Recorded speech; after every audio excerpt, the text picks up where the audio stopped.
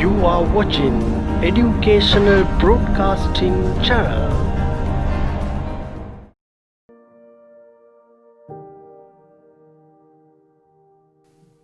අයිබෝන් පුතේ අදත් සුපුරුදු පරිදි ABC මාධ්‍ය ඔස්සේ ක්‍රියාත්මක වන ගණිත වැඩසටහන් මාලාවේ 8 ශ්‍රේණියට අදාළව ඊළඟ පාඩම් මාලාව අපි ආරම්භ කරන්නයි සූදානම් වෙන්නේ.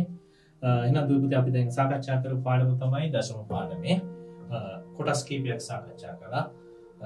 භාග සංඛ්‍යා දශම බවට පරිවර්තනය, දශම සංඛ්‍යා භාග බවට පරිවර්තනය, දශම සංඛ්‍යාවක් ගුණ කිරීම, දශම සංඛ්‍යාවක් පූර්ණ සංඛ්‍යාවකින් ගුණ කිරීම, පූර්ණ සංඛ්‍යාවක් දශම සංඛ්‍යාවකින් ගුණ කිරීම, ඒ වගේම දශම සංඛ්‍යාවක් පූර්ණ සංඛ්‍යාවකින් බෙදීම කියන කොටස් මූලික වශයෙන් කතා කළා. හරි. අද අපිට කතා කරන්න තියෙන්නේ දශම සංඛ්‍යාවක් දශම සංඛ්‍යාවකින් ගුණ කිරීම. දශම සංඛ්‍යාවක් දශම සංඛ්‍යාවකින්ම ගුණ කරන්නයි තියෙන්නේ. මීට අදාළව අපි උදාහරණ කීපයක් සාකච්ඡා කරමු.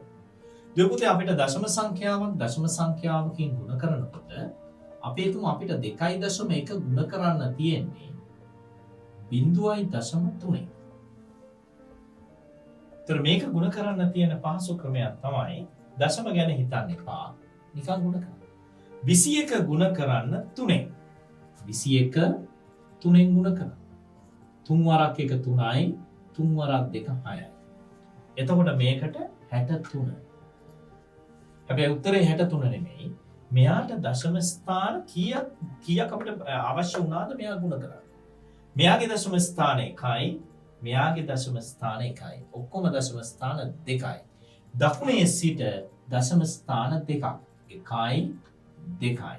මුල කවුරුවත් නැති නිසා බිංදුව දාමු. එහෙනම් උත්තරේ වෙන්නේ 0.6 මේක වඩාත්ම පැහැදිලි වෙන්න අපි මේ වගේ උදාහරණයක් ගමු. දැන් අපි දන්නවා 2.1 0.3ෙන් ගුණ කළාම 0.63 ලැබෙනවා. මෙහෙම ගමු. 2.1 ගුණ කරන්න තියෙන්නේ 3ෙන්. 2.1 ගුණ කරන්න තියෙන්නේ 0.3. 2.1 ගුණ කරන්න තියෙන්නේ 0.03. 2.1 ගුණ කරන්න තියෙන්නේ 0.03. මේවායි උත්තර ලැබෙන ආකාරය දැන් බලමු. මේක තියෙන්නේ 21 3ෙන් 21 වරක් 3 63යි. මේ හැම එකකටම සංඛ්‍යාත්මකාගේ 63 ලැබෙනවා. ඒක ලැබෙනකොට අපි දැනගන්නට ඕනේ මෙයාට තියෙන දශම ස්ථාන ගණන. මෙයාගේ තියෙන එක දශම ස්ථානයයි. ඒ නිසා මෙයාගේ දකුණේ සිට 1යි. මේ සංඛ්‍යා දෙක ගත්තාම මෙතන 1යි මෙතන 1යි ඔක්කොම දෙකක් තියෙනවා. ඒ නිසා දකුණේ සිට 2ක්. මුලට බිංදුවක් දාන්න වෙනවා. 0.6යි. මෙයා මේ සංඛ්‍යාව ගත්තාම මෙතන 2ක් මෙතන 1ක් ඔක්කොම 3ක්. එහෙනම් දකුණේ සිට 1යි 2යි තව එකක් අඩුයි. එහෙනම් බිංදු දාන්නට වෙනවා. 1යි 2යි 3යි. 0.06යි. මෙයා 21 3ෙන්මයි ගුණ කරන්න තියෙන්නේ 63යි. හැබැයි මෙයාට එක දශම ස්ථානයයි මෙයාට දශම ස්ථාන 3යි. ඔක්කොම දශම ස්ථාන 4යි. එහෙනම් දකුණේ සිට 4ක්. තව මදි නිසා මෙහාට බිංදු දාගන්න වෙනවා. 1යි 2යි 3යි. 0.06යි. එහෙනම් මේ ආකාරයට දශම සංඛ්‍යාවක් දශම සංඛ්‍යාවකින් ගුණ කරනකොට දශම නැහැ කියලා හිතලා ගුණ කරනවා. ගුණ කරලා ගුණ කරන්න සහභාගී වෙච්ච දශම ස්ථාන ගණන අවසාන උත්තරයට එකතු කරලා තියෙනවා. එහෙනම් අපි තව උදාහරණ කීපයක් මීට අදාළව සාකච්ඡා කරමු. එහෙනම් දැන් බලමු. 3.61 ගුණ කරන්න තියෙනවා 0.01. එතකොට අපිට තියෙන්නේ 361 එකෙන් ගුණ කරන්න. 361 එකෙන් ගුණ කළාම නැවත ලියන්න අවශ්‍ය නැහැ. උත්තරේ 361යි. මෙයාගේ දශම ස්ථාන ගණන 2යි. මෙයාගේ දශම ස්ථාන ගණන 2යි. ඔක්කොම දශම ස්ථාන 4යි. එහෙනම් දකුණේ සිට 4ක් තියන්න ඕනේ. 1යි 2යි 3යි. තව එකක් අඩුයි. එහෙනම් උඩට බිංදුවක් දාමු. 0.0361. එහෙනම් දශම ස්ථාන ගණන 1 2 3 4යි. ඒ නිසා දශම ස්ථාන 4ක් තියන්නට ඕන. තව උදාහරණයක් ගත්තාම 0.02 1යි 3 මේක ගුණ කරන්න ඕනේ 0.005. මේ වගේ දශම ස්ථාන විශාල වැඩි ගාණක් ඒක ගුණ කරනවා. මේකේ තියෙන්නේ දශම ගැන අමතක කළාම 213. ඒක ගුණ කරන්න තියෙන්නේ 5න්. අපි 213 5න් ගුණ කරගමු. 5 වරක් 3 15යි. 1යි 5 වරක් 1 5 1යි 6යි 5 වරක් 2 10යි. 1065යි. මේ 1065 ගත්තාම මේ 1065 ලැබුණේ මේ දශම සංඛ්‍යා දෙක ගුණ කරලා. මෙයාට දශම ස්ථාන 4ක් තිබුණා, මෙයාට 3ක් තිබුණා. බැලුවහම ඔක්කොම දශම ස්ථාන 7ක් තියෙනවා. එහෙනම් දකුණේ සිට 7ක් තියෙනවා. 1යි 2යි 3යි 4යි තවාඩුයි. බිංදු කීපයක් දාගෙන ස්ථාන 7ක් ගේමු. 1යි 2යි 3යි 4යි 5යි 6යි 7යි. මේ වගේ මේ උත්තර අපිට ලබා ගන්න පුළුවන්. එහෙනම් දුමිතාවේ සංඛ්‍යා දෙකක් නෙමෙයි සංඛ්‍යා ඊට වඩා වැඩි ගණනක් ආවොත් අපි ඒ ගැන සාකච්ඡා කරමු. සංඛ්‍යා 3ක් විතර එනවා. 0.2 0.02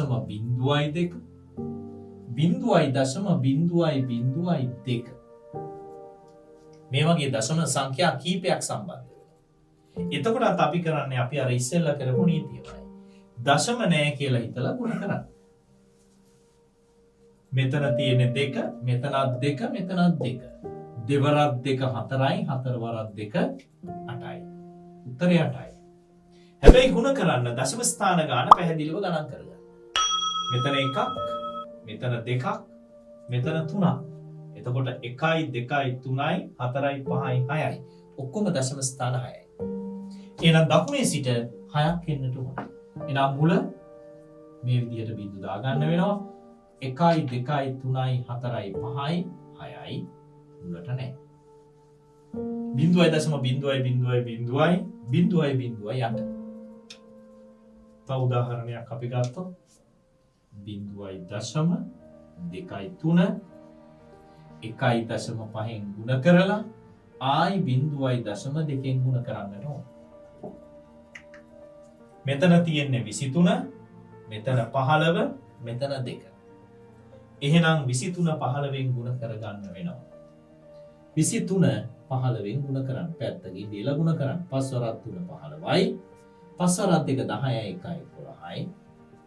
1 වරක් 3යි 1 වරක් 2යි 5යි 4යි 3යි.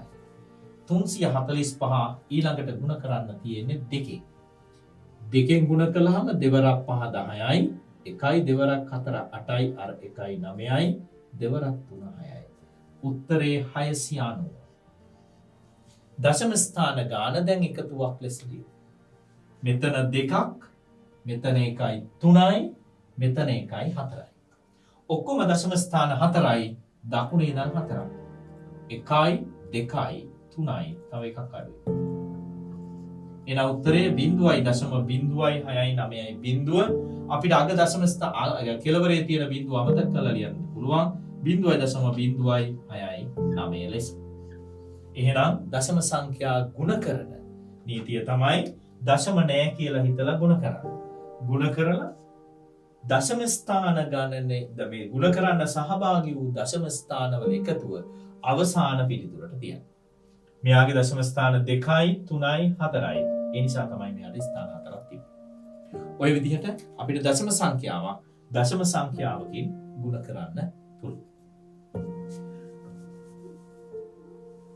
මේකට අදාළව දුවේ පුතේ ඕගොල්ලන්ගේ පෙළ පොතේ තියෙනවා 15 අභ්‍යාසය ඔගොල්ලෝ කරන්නට ඕනේ.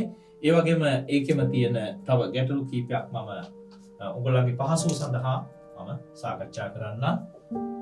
3.4 ගුණ කරන්න 2 එකෙන් අඩු කරන්න 0.3 ගුණ කිරීම 0.2 මේ වගේ ගැටලු තියෙනවා. එතකොට දුවේ පුතේ ඔයගොල්ලෝ දන්නවා මේ සම්පූර්ණ එක ගානක් මේ ගානක් සුළු කරනකොට ඔයගොල්ලෝ ඉගෙනගෙන තියෙනවා ගණිත කර්ම සිදු කරන අනුපිළිවෙල පිළිබඳව. මොකක්ද අනුපිළිවෙල? ඉස්සෙල්ලාම බලන්න ඕනේ වරහණක් තියෙනවද කියලා. ඊට පස්සේ බලන්න ඕනේ අල්ලා යන්න කියන කොටස තියෙනවද කියලා. ඊට පස්සේ බෙදීම, ಗುಣ කිරීම, එකතු කිරීම සහ අඩු කිරීම තමයි අවසානයේ සිදු කරන්නට ඕනේ. එහෙනම් මේ කොටසට අදාළව මුලින්ම කරන්න වෙන්නේ ඉස්සෙල්ලාම ಗುಣ කිරීම කොටස් ටික ඉවර කරගන්න. කො බෙදීම නැහැ, වරහන් නැහැ, අල්ලා යන්න නැහැ. ඒ නිසා ඉස්සෙල්ලා ಗುಣ කිරීම. එහෙනම් මේ දෙන්නගේ උත්තරේ ගන්න වෙනවා.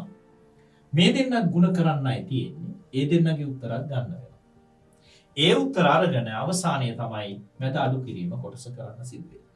එහෙනම් 34 දෙකෙන් ගුණ කළාම දෙවරක් 4 8යි, දෙවරක් 3 6යි. දශම ස්ථාන 1යි, දකුණේ ඉඳන් 1යි. 3 දෙකෙන් ගුණ කළාම 6යි. මෙතන දශම ස්ථාන 1යි, මෙතන දශම ස්ථාන 1යි, ඔක්කොම දෙකක් තියන්නේ. එහෙනම් 6.8 0.06 අඩු කරන්නයි තියෙන්නේ. එහෙනම් පැත්තකින් දීලා අපි අඩු කරමු. 6.8 0.06. මෙතන කවුරුවත් නැහැ. 10න් 6 4යි. මෙතන 7යි. මෙතන 6යි. අවසාන උත්තරේ වෙන්නේ 6.74. එහෙනම් 6.7යි. මේ විදිහට අපිට මේ වගේ ගැටලු තියෙන තැන් සුළු කිරීම කරන්නට පුළුවන්. ඔබලගේ පුනරීක්ෂණ අභ්‍යාසයට අදාළව ඒ ගැටලු ටික විසඳන්න. ඒ වගේම මීළඟට මම සාකච්ඡා කරන්නේ දශම සංඛ්‍යාවක් පූර්ණ සංඛ්‍යාවකින් බෙදීම කොටස. දශම සංඛ්‍යාවක් පූර්ණ සංඛ්‍යාවකින් බෙදීම කොටස ඔබලා 7 පන්තියේදී සාකච්ඡා කළා. නැවත උදාහරණ කිහිපයක් සාකච්ඡා කරමු. මොකද අපිට මේ පාඩම ඉදිරියට කරගෙන යනකොට නැවත ගැටලු මතු වෙන්නේ නැති වෙන්න. දශම සංඛ්‍යාවක් 28.35 මේක බෙදන්න කියනවා. එහෙනම් 28.35 බෙදුවොත් 5න් 28.35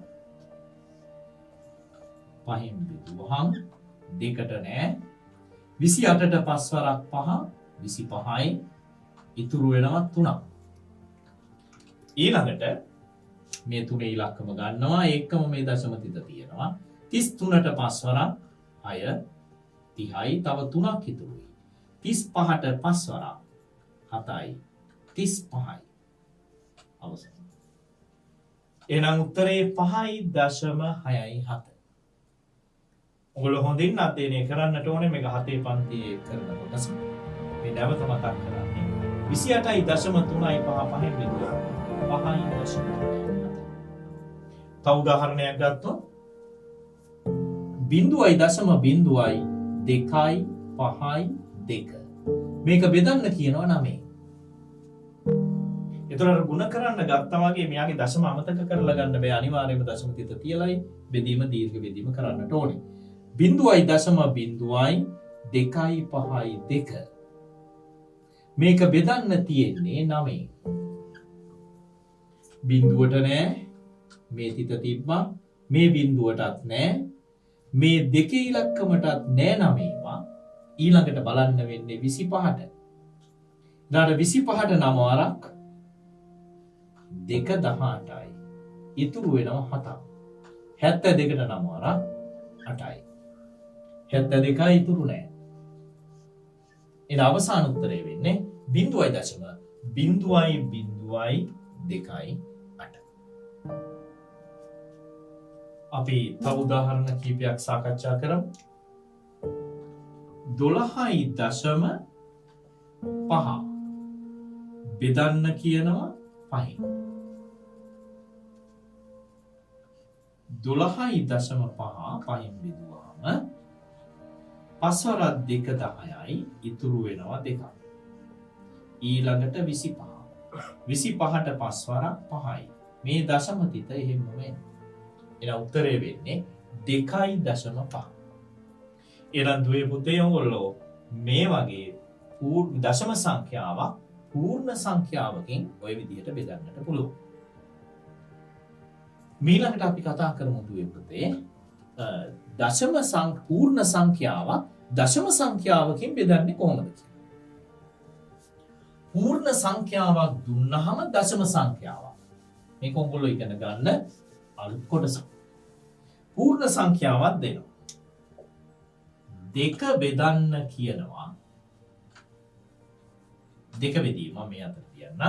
2 ඉලක්කම බෙදන්න කියනවා 0.2. 2 බෙදන්න තියෙන්නේ 0.2. එහෙනම් දුවේ පුතේ මම මේක මේ විදිහට ලියනවා 2 බෙදන්න 0.2 උඩයට. අපිට හරයට පූර්ණ සංඛ්‍යාවක් තියෙනවා නම් බෙදන්න පුළුවන් කිසි ගැටලුවක් නැහැ. හැබැයි මේකේ තියෙන්නේ හරයට දශම සංඛ්‍යාවක්. එහෙනම් මෙයාගේ මේ දශමය අයින් කරගමු ඔක්කොටම ඉස්සෙල්ලා. ඒක තමයි වඩාත්ම පහසු ක්‍රමය.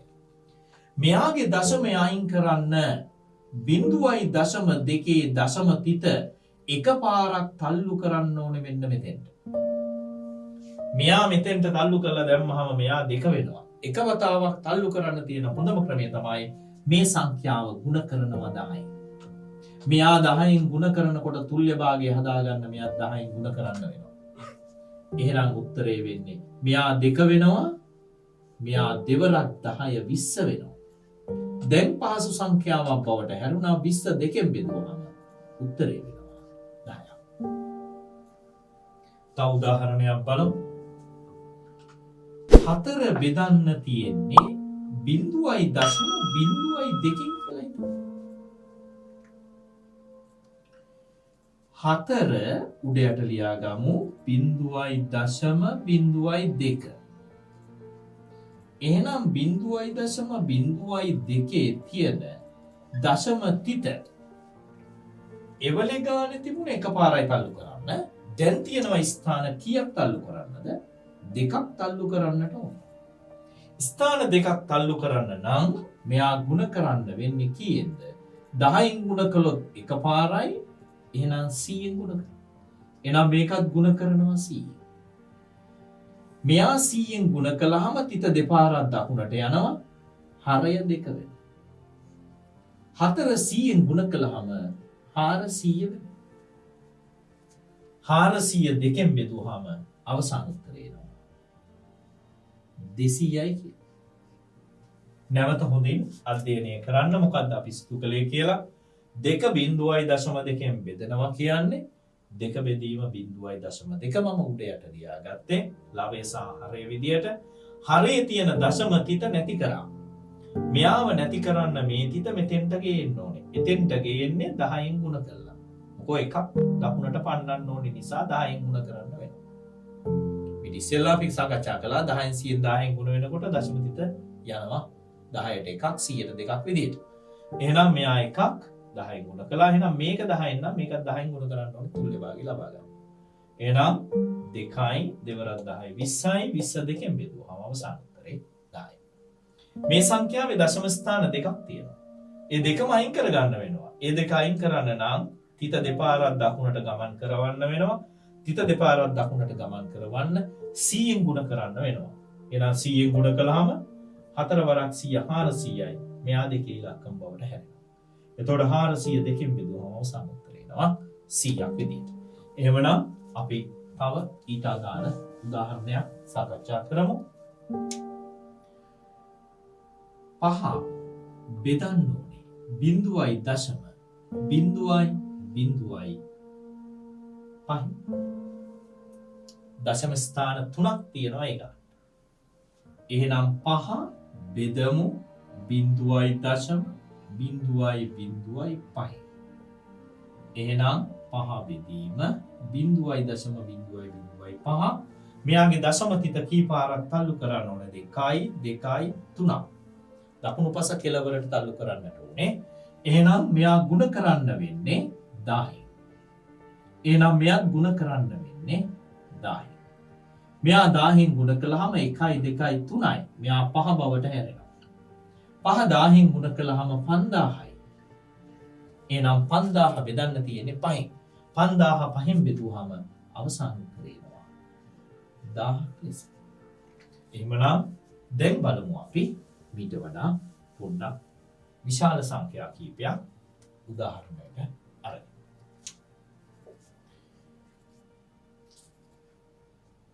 එකසිය 21 බෙදන්න ඕනේ 1.1. 121 බෙදන්න තියෙන 1.1. ලවයේ සාහාරයේ විදියට ලියා ගමු. එහෙනම් ලවයේ සාහාරයේ විදියට ලියුවහම මෙතන 121 බෙදන්න තියෙන 1.1. මෙයාගේ දශම තිතයි අයින් කරන්නට ඕනේ. මෙයාගේ දශම තිත අයින් කරන්න මෙයා 11 කරන්න එක අවස්ථාව එක ස්ථානයයි තියෙන්නේ. එහෙනම් මේක ගුණ කරන්න වෙන්නේ 10න් මේකත් 10යි. එහෙනම් මෙයා 11යි. මෙයා 121 10න් ගුණ කළාම 1210යි. යට තියෙන දශම තිත එක වතාවක් දකුණට ගෙනිච්චා. එහෙනම් මෙයාවත් 121 10න් ගුණ කළාම 1210 වුණා. එහෙනම් දැන් තියෙන්නේ 1210 බෙදන්න තියෙන්නේ 11යි. 11 වරක් එක 11යි ඉතුරු වෙනවා එකක්. මේක ගත්තාම 11ට 11 ඒවා එකයි 11යි ඉතුරු නැහැ. එහෙනම් මේ බිඳුවටත් නැහැ. අවසාන උත්තරේ වෙනවා 110. එහෙනම් 121 1.1න් බෙදුවාම 110ක් ලෙස පිළිතුර ලැබෙනවා. නැවත ඒ ගාන බැලුවොත් 121ට 1.1. මෙයාගේ දශමයි නැති කරන්න ඕනේ. මෙයාගේ දශම නැති කරන්න ස්ථාන එකක් පන්නන්න වෙනවා. ඒ ස්ථානය පන්නන්න 10 ගේන්නට වෙනවා. 10න් ගුණ කළාම මේකත් 10න් ගුණ කරන්න වෙනවා මතක ඇතුව. එතකොට මෙයා 11 වෙනවා. මේ 121 10න් ගුණ කළාම 1210 වෙනවා. ඊට පස්සේ 1210 11න් බෙදනවා. ඔය ආකාරයටයි අපි දශම පූර්ණ සංඛ්‍යාවක් දශම සංඛ්‍යාවකින් බෙදීම කියන කොටසට අදාළව විසඳුම් හොයාගෙන යන්නේ. අපි තව උදාහරණයක් ගමු. 54 බෙදන්න කියනවා 0.0.0.9. 54 බෙදුවාම 0.0.0.9. එහෙනම් මේක ලවයේ සහ හරයාකාරයට ලියා ගන්න. ඒතර ඒක තේරුම් ගැනීමේ පහසුයි ලවයේ සහ හරය විදිහට ලියුවා. 54 බෙදනවා 0.0.0.9. 54 0.0.0.9 බෙදුවාම මෙයාගේ මේ දශම ස්ථානය 1 2 3යි 3ක් ගමන් කරවන්න වෙනවා. 3ක් ගමන් කරනවා කියන්නේ 1000න් ගුණ කරන්න වෙනවා. 54 බෙදනවා 0.0.0.9. මෙයා 1000න් එහෙනම් මෙයා 1000න් එතකොට මෙයා 54000ක් වෙනවා. ඉරෙන් යට දශම තිත 3 පාර ගමන් කළා 9 බවට හැරෙනවා. එහෙනම් 54009න් බෙදුවහම 54000යි මේක 9න් බෙදුවහම 9 වරක් 6 54යි. මේ ස්ථානවලට නැහැ. එහෙනම් උත්තරේ වෙනවා කීයද? 6000 බවට හැරෙනවා. එහෙනම් දුවේ පුතේ අපි අද සාකච්ඡා කළේ පූර්ණ සංඛ්‍යාවක් දශම සංඛ්‍යාවකින් බෙදීම කියන කොටස. පූර්ණ සංඛ්‍යාවක් දශම සංඛ්‍යාවකින් බෙදනකොට හරයේ තියෙන දශමය සංඛ්‍යාව පූර්ණ සංඛ්‍යාව බවට හරවගෙන තමයි සියලු ගැටලු විසඳන්නේ. ඒතර වඩා පහසුවෙන් අපිට මේ ආකාරයට විසඳන්නට පුළුවන්. විපතංගල 15 අභ්‍යාසය සහ 15 අභ්‍යාසය සම්පූර්ණයෙන්ම සිදු කරන්න එක ගුණ කිරීම කොටසට අදාළ වෙනවා. ඒ වගේම 15 අභ්‍යාසයට අදාළ කොටස මේ අපි සාකච්ඡා කළේ 15 අභ්‍යාසයේ කොටසට අදාළ උදාහරණ කීපයක්. එනම් දෙවිතුන්ගොල්ලෝ 15 අභ්‍යාසයක් කළා. මීළඟ දවසේ මීළඟ පාඩමත් එක්ක අපි සම්බන්ධ වෙමු. එනම් දෙවිතුන්ගොල්ලෝ සියලු දෙනාටම ආයුබෝවන්.